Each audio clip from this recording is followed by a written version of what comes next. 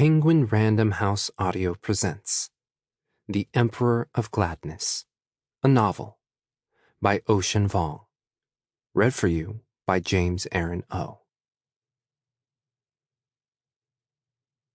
For Francis, who found me. Your worm is your only emperor. We fat all creatures else to fat us, and we fat ourselves for maggots. Hamlet. Let be finale of seam. Wallace Stevens. Chapter 1. The hardest thing in the world is to live only once. But it's beautiful here. Even the ghosts agree.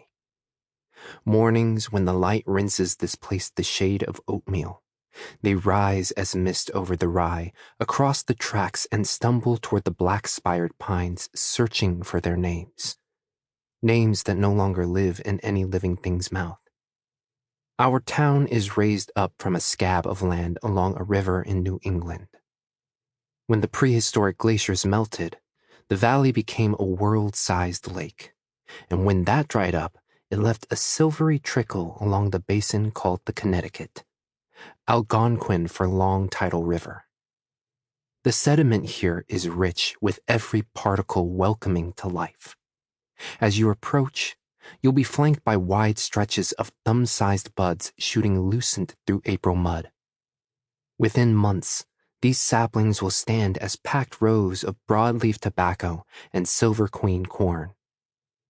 Beyond the graveyard whose stones have lost their names to years, there's a covered bridge laid over a dried-up brook whose memory of water never reached this century. Cross that, and you'll find us. Turn right at Conway's Sugar Shack, gutted and shuttered, with windows blown out and the wooden sign that reads, "We sweeten soon as the crocus bloom," rubbed to braille by wind. In spring, the cherry blossoms foam across the county from every patch of green unclaimed by farms or strip malls. They came to us from centuries of shit, dropped over this place by geese whenever summer beckons their hollow bones north. Our lawns are overrun with ragweed and quackgrass, one of them offering a row of red and pink tulips each spring, head snared through the chain link they lean on. The nearby porch overflows with rideable plastic toys, a wagon, tricycles, a fire truck, their primary colors now faded to Easter hues. A milk crate with a flap of old tire nailed across its opening is a mailbox set on a rotted sideboard. Ramirez 47 written on the rubber in whiteout. Beside this is a tin bird feeder the shape of Bill Clinton's head. Seeds spill from his laughing mouth and fall like applause each time the wind comes off the freighter that blows through this place in the night's unseen hours. Though the train never stops in our town, its whistle can be heard in every living room 3 miles out. Nothing stops here but us, really.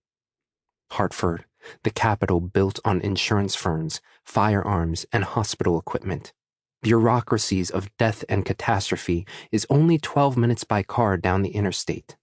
And everyone rushes past us, either on their way in or to get the hell out. We are the blur in the windows of your trains and minivans, your greyhounds, our faces mangled by wind and speed like castaway monk paintings. The only things we share with the city are the ambulances, being close enough to Hartford for them to come fetch us when we're near dead or rattling away on steel gurneys without next of kin. We live on the edges but die in the heart of the state. We pay taxes on every check to stand on the sinking banks of a river that becomes the morgue of our dreams. Down our back roads, the potholes are so wide and deep that, days after a summer downpour, minnows dart freely in the green clear pools. And out of the dark of an unlit porch, someone's laugh cuts the air so quick you can mistake it for a gassed back sob. That beige shack flanked by goldenrods is the World War II Club, a bar with 3 stools and a wood-paneled vending machine stocked only with Marlboros and honey buns. Across from that are brick row houses.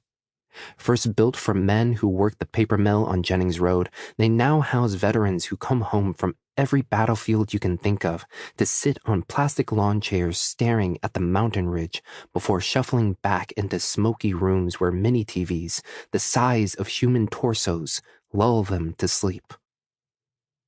Look how the birches, blackened all night by starlings, shatter when dawn's first sparks touch their beaks. How the last crickets sing through fog hung over pastures pungent now with just laid manure. In August, the train tracks blaze so hot the rubber on your soles would melt if you walked on them for more than a minute. Despite this heat, everything green grows as if in retribution for the barren, cauterized winter, moss so lush between the wooden rail ties that, at a certain angle of thick, verdant light, it looks like algae. Like the glacial flood returned overnight and made us into what we were becoming all along. Biblical.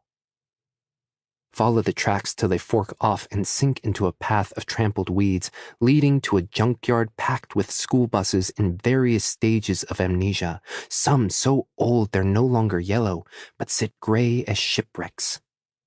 Furred with ivy, their dented hoods pooled with crisp leaves, they are relics of our mislearning.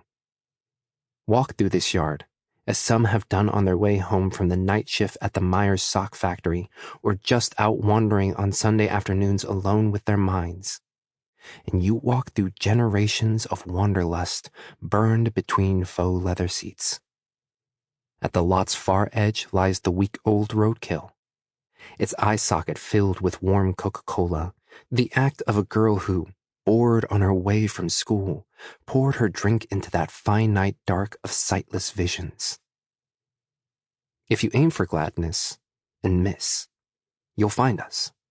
For we are called East Gladness.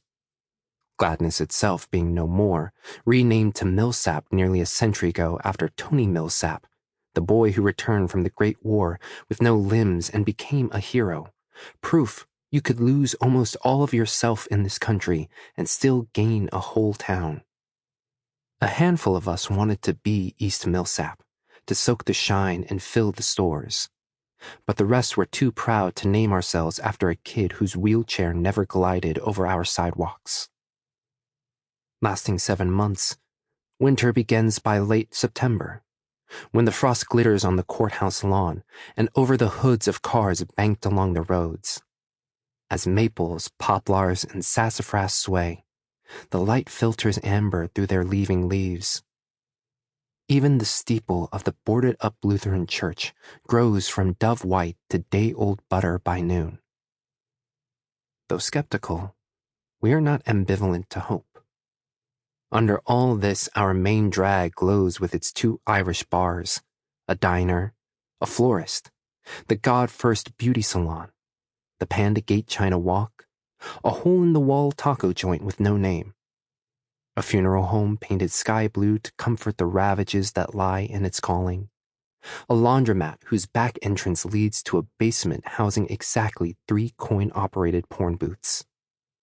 2 doors down is the American Legion, where they sell saran-wrapped slices of pumpkin bread and black coffee every Friday under a wind-blown tarp. There's the Migrant Farm Laborers Law Office behind the YMCA, which last year finally had one of its wings converted to a needle exchange.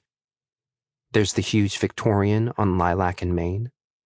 Home to our first mayor, it's now a halfway house for recovering addicts.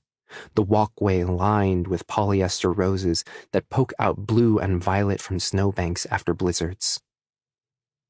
There's the 2-story cape on the corner painted only high as the eldest son could reach, then abandoned the winter he joined the Marines, leaving it half olive green for the past 7 years. In late July, a black mini-fridge sits by the road, an extension cord running to the house. Inside, rows of blueberries sweat in green paper pints beside a coffee can with a post-it that reads, "Blueberries, $5. pay what you can. It's a town where Sample complete. Ready to continue?